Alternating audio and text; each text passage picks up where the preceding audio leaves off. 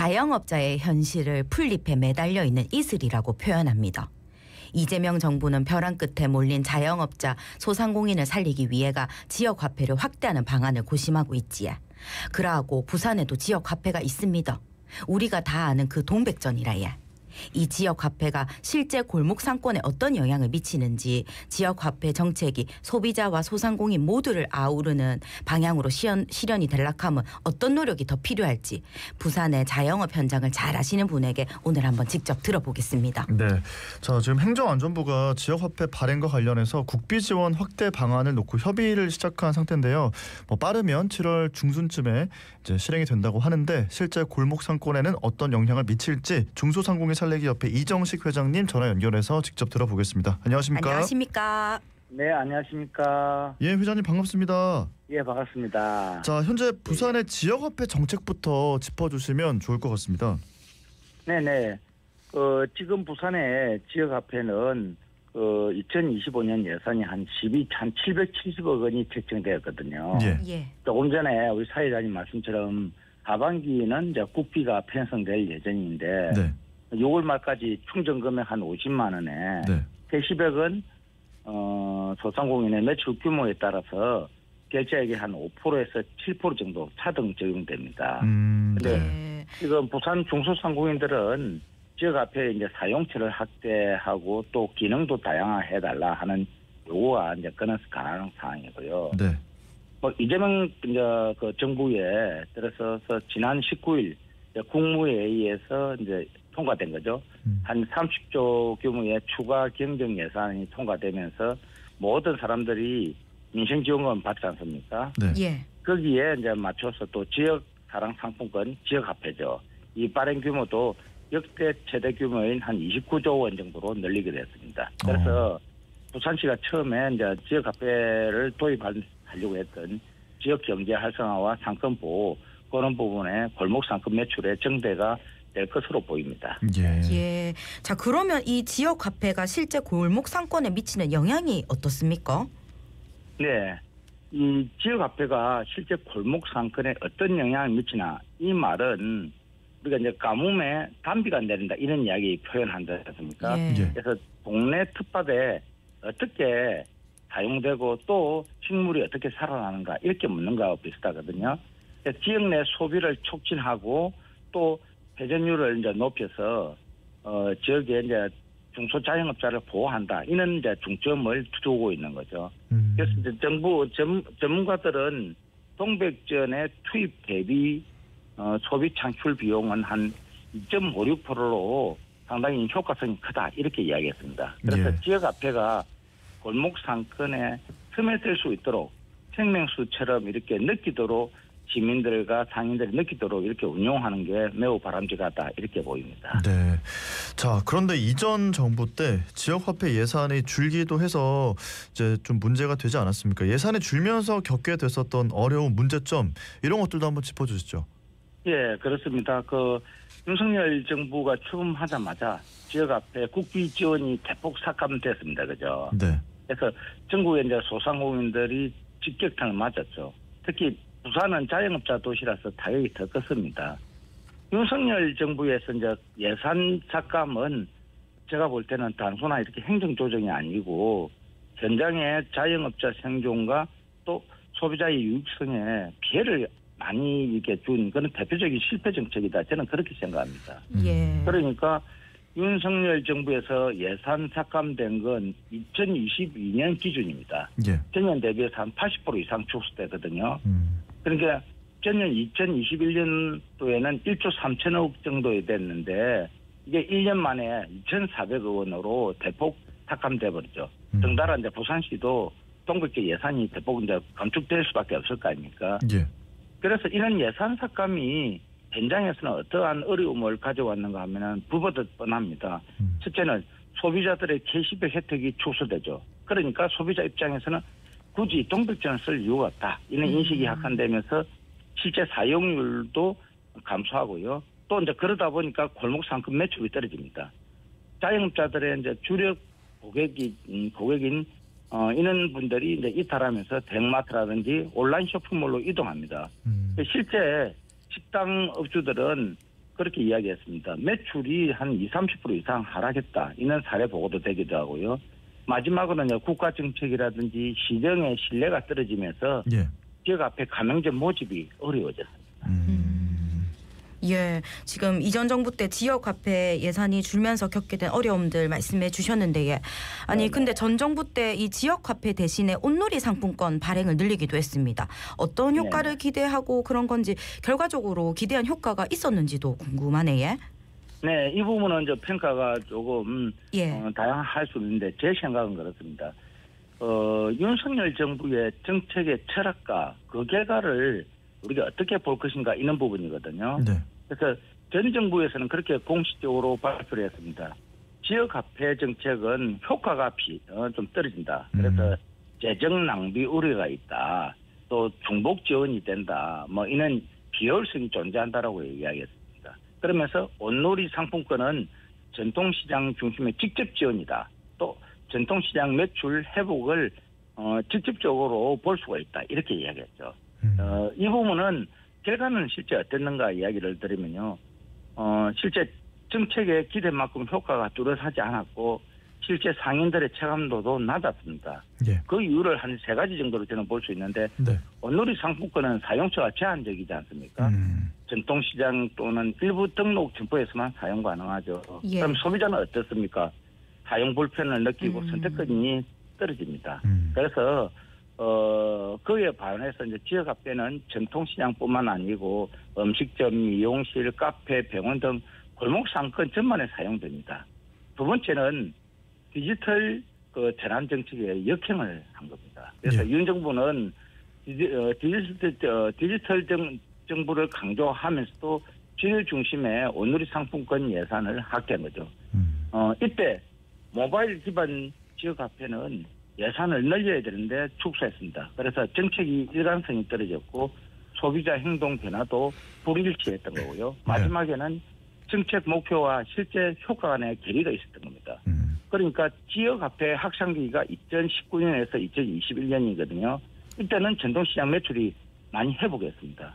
그런데 온누리 상품권 확대기인 2022년에서 23년에는 되려 전통시장 매출이 떨어지거나 약화가 됩니다. 예. 결론적으로 보면은요, 윤석열 정부에서 지역화폐를 축소하고 온누리 상품권을 확대했지만은 소비자는 선택권을 제한당하고 상인들은 체감도가 떨어졌고 전통시장에서는 정책의 실효성이 많이 한계성을 가지고 있었던 그런 부분이어서 저는 정책 목표를 충분히 달성하지 못했다. 그렇게 평가합니다. 네, 예. 네. 자, 저희가 지금 시간 관계상 마지막 질문 드려야 될 것 같은데 지역화폐 시스템이 갖고 있는 한계도 분명히 있고 이 지역 경제 선순환을 도울 수 있도록 올바르게 자리 잡기 위해서 어떤 식의 변화가 필요할까 이게 핵심인 것 같거든요. 네, 그렇습니다. 지금 현재 동백전에 대한 시민들이 느끼는 어떤 생각은 그냥 캐시백업 아니냐 이렇게 느끼거든요. 예. 그건 현재 시스템이 구조적으로 가진 한계성 때문에 그렇습니다. 그래서 첫째는 시민들이 느끼는 한계성에 대한 실질적인 혜택을 늘려야 한다는 겁니다. 예. 그래서 행정 편의적인 어떤 설계에서 떠나서 시민들이 경험을 할 수 있게끔 하는 그런 정책이 필요하고요. 두 번째는 현재 지역화폐 동백전에 시스템이 혜택에 대한 어떤 부분을 늘리고 하면 사용처가 보다 더 확대가 돼야 됩니다. 그래서 소비자들도 이제는 불편을 좀 겪지 않도록 해야 됩니다. 특히 고령층이라든지 디지털 소외계층에 대한 사용 진입 장벽을 높여야 되겠죠, 그죠? 예, 예. 그다음에 정책의 이제 일관성과 이제 지속성이 이제 부족한데 이 부분은 정부 지원 예산에 따라서 동백전 혜택이 매년 바뀝니다. 그러다 보니까 캐시백의 비율도 떨어지고 또 시민들은 신뢰할 수 없는 정책이다. 이렇게 이야기를 하다 보니 예. 사용률도 떨어집니다. 마지막에는 단순한 소비 유도로만 하는 이 효과가 이렇게 돼서는 안 된다. 그래서 결제 유도에서만 머물지 않고 지역이 상생하고 또 청년 창업이라든지 문화 소비 이런 다양한 어떤 정책의 연계성에 의해서 확장성이 늘어나야 됩니다. 네. 그래서 요약하자면은 지금 동백전은 앱 하나 깔고 매체는 조금 더 지원받는 그런 수단에 머물고 있는데 지역 경제와 시민이 일상적으로 서로 느끼고 연결할 수 있는 전략 플랫폼으로 진화되어야 된다. 저는 그렇게 생각합니다. 네, 예. 알겠습니다. 오늘은 여기까지 듣고 보내드리겠습니다. 오늘 말씀 감사합니다. 감사합니다. 네, 고맙습니다. 네, 지금까지 중소상공인 살리기협회 이정식 회장님과 이야기 나눴습니다. 자갈치 아줌매 잘 듣고 계시지예? 지는 굳세고 시원하고 정 많은 아줌매라예. 요 이름값에 맞게 굳세게 시민들의 편에 서고 할 말은 백고동 소리 맹키로 시원하게 하고 인정 넘치는 얘기를 하겠습니다. 저는 듣는 걸 좋아하는 서PD입니다. 다양한 연령층, 다양한 소식, 다양한 목소리를 찾아가 의견을 듣고 전하겠습니다. 여러분께서는 지금 부산 MBC 라디오 자갈치 아지매와 함께하고 계십니다. 어서 오이소.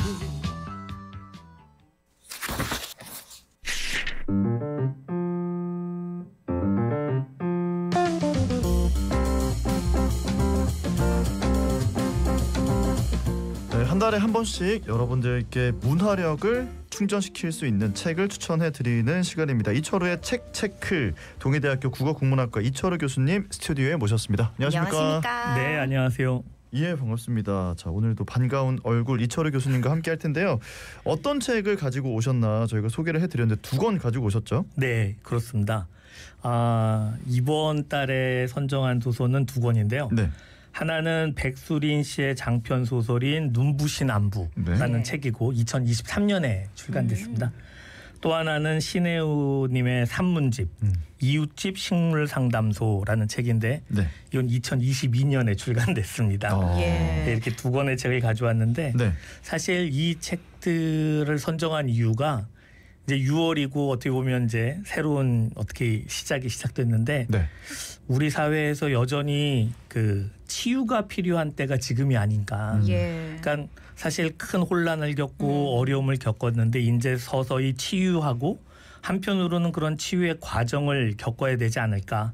그래서 사소한 것을 중심으로 우리가 필요한 혹은 알아야 하는 진실 그런 내용에 다가서는 방법이나 작은 것들을 중심으로 생각하는 힘을 키우는데 이 2권의 책이 나름대로 역할을 하지 않을까 싶어서 선정했습니다. 네. 예, 네, 벌써 좋습니다. 치유를 위해서 선정했다고 하시니까 벌써 읽지도 않았는데 위로를 받은 그런 느낌이 아이고 듭니다. 고맙습니다. 자, 먼저 백수린 작가의 눈부신 안부 요 책에 살펴볼 텐데 네. 요 작가님 어떤 분인지 좀 알려주시면 좋을 것 같습니다. 이 백수린 작가는 1982년생이니까 지금 나이로 이제 44 정도 되시겠네요. 네. 지금 한신대학교 문창과 교수고 이분이 2011년에 경향신문 신춘문예에 단편 거짓말 연습으로 당선됐습니다. 그리고 참담한 빛, 여름의 빌라, 봄밤의 모든 것 등등을 많은 작품을 썼는데 네. 이 책 눈부신 안부는 등단한 지 12년 만에 쓴 최초의 장편 소설입니다. 그리고 이 눈부신 안부라는 말이 왜 어떤 TV 광고에서 다녀오겠습니다 하면서 일종의 안부를 전하고 그것이 이행되었을 때 우리는 안심한다는 어떤 메시지를 전해줬었는데 이 눈부신 안부가 전해주는 치유라는 것이 그와 같은 맥락 안에서 그래 우리에게 스스로 얼마나 일정한 시간이 지났을 때 다녀오는 것이 중요한가 혹은 나를 어떻게 다독이거나 사랑하는 방법이 중요한가 하는 것들을 장편으로 그 소설을 썼는데도 불구하고 굉장히 잘 체감됩니다. 네. 그래서 한번 읽어보십사 해서 가져왔습니다. 네. 자, 지금 백수린 작가가 등단 후에 처음 쓴 장편 소설이라고 하니 아무래도 정말 많은 힘을 들여서 쓴 책이 아닐까 싶은데 소설의 예. 구성, 내용을 좀 소개해 주시죠. 예, 이 소설은 그 한국에서 살다가 네. 우연히 이제 딸만 셋을 가진 가정인데요. 평범한 가정. 네. 그 가스 폭발 사고로 큰 딸이 말 그대로 사라집니다. 그리고 그 남겨진 가족은 그 이후에 어떤 후유증으로 굉장한 혼란을 겪기 시작하는 거죠. 그리고 어린 동생 둘도 여동생들도 같이 혼란을 겪으면서도 아버지 어머니의 눈치를 보면서 그것을 극복하려고 애를 쓰는데 결국은 아버지 어머니는 결단을 내려서 엄마는 독일로 딸들을 데리고 공부를 하러 떠납니다. 그 공부를 하러 떠나는 과정 역시도 일종의 치유를 위해서 도피를 하는 거죠. 예. 근데 거기에서 파독 간호사들의 가족을 만나게 되고 네. 그 파독 간호사들의 가족을 접하는 이 딸이, 그러니까 주인공은 이제 살아남은 둘째 딸이자 큰 딸이 되는 건데 그 사람의 시각으로 그 파독 간호사의 삶과 애환, 그리고 거기에서 병에 걸린 한 선자 이모라는 분이 어릴 적 가졌던 사랑하는 사람인 영어 이니셜 KH라는 사람을 네. 그의 아들과 궁금하게 여기기 시작하는 거예요. 근데 안타깝게도 그 선자 이모가 그 뇌종양에 걸려서 생명의 시간이 별로 남지 않았다는 걸 아들한테 전해 듣고 이제 엄마를 위해서 그 첫사랑을 한번 찾아주면 우리가 어떨까 하는 그 중학교 학생들의 네. 당찬 모험이 시작되는 거죠. 발칙한 모험이. 그렇죠. 네.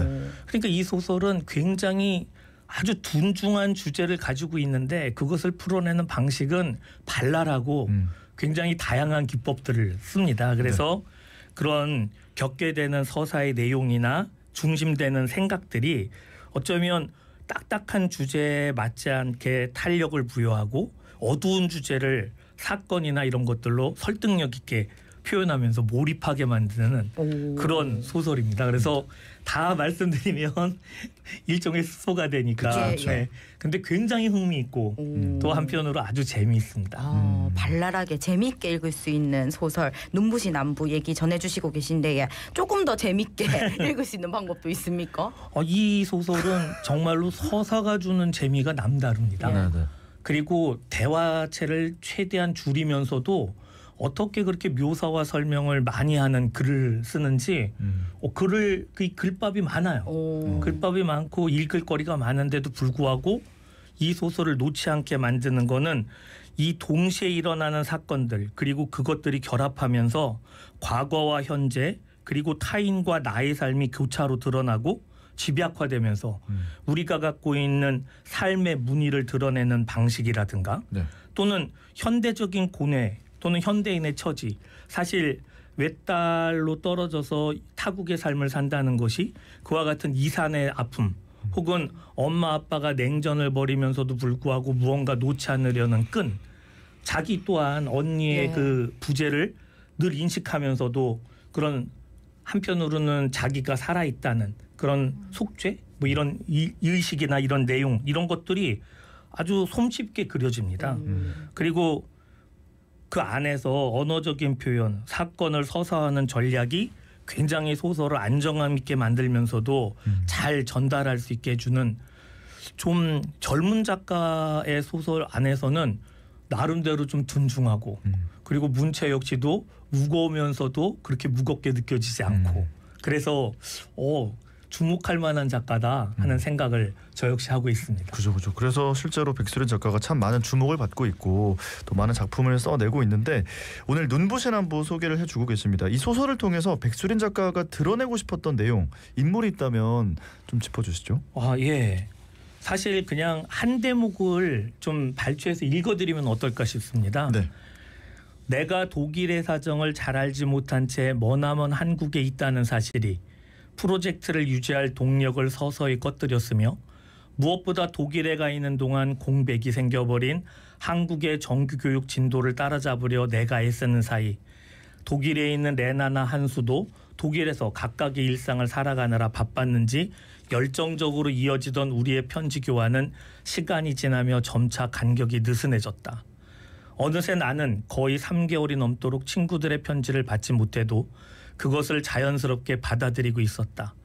그러다 한수가 보낸 소포가 도착한 건 한국에 돌아온 뒤 계절이 3번이나 바뀐 늦가을의 어느 날이었다. 그 안엔 편지와 함께 선자 이모 일기장 13권이 들어있었다. 혜미야, 엄마가 입원했어. 일기장을 왜 보낸 것인가 하고 놀라 서둘러 펴본 편지엔 그렇게 쓰여 있었다. 그러니까 이렇게 간결하면서도 핵심을 찌르는 내용이고 그 과정 안에서 어떻게 이 친구들이 헤어졌는데도 불구하고 계속해서 사건을 이어가는지 그리고 그것들을 통해서 무엇을 증명해내려는지 뭐 이런 것들이 잘 보입니다. 한 대목 더 그냥 그 결과적 같은 맥락으로 읽어드린다면 이렇게 말씀드릴 것 같습니다. 나는 아주 오랫동안 한수를 구원해주고 싶어 거짓말을 했다고 생각했다. 하지만 지금 생각해보면 내가 구원하고 싶었던 건 정말 한수였을까? 그게 아니라 네. 자기 자신이었다는 그죠, 거죠. 그죠. 그리고 네네. 네, 그런 이 맥락 안에서 우리는 깜짝 놀랄 결론에 다다릅니다. 사실은 첫사랑을 찾게 되는데 그 첫사랑이 아마 청취자나 이걸 읽어보시는 중간까지 읽으시던 독자가 있으시면 짐작하기 어려운 사람이 첫사랑일 겁니다. 예. 우리 굉장히 교수님 표정을 즐거워하시는 보시니까 꼭 읽어봐야겠다 이런 생각이 네. 듭니다. 자, 백수린 작가의 눈부신 안부 오늘 첫 책으로 소개를 해드렸고요. 한 권 더 있습니다. 신혜우 작가의 산문집 이웃집 식물 상담소인데요. 이 책도 소개 좀 해주시죠.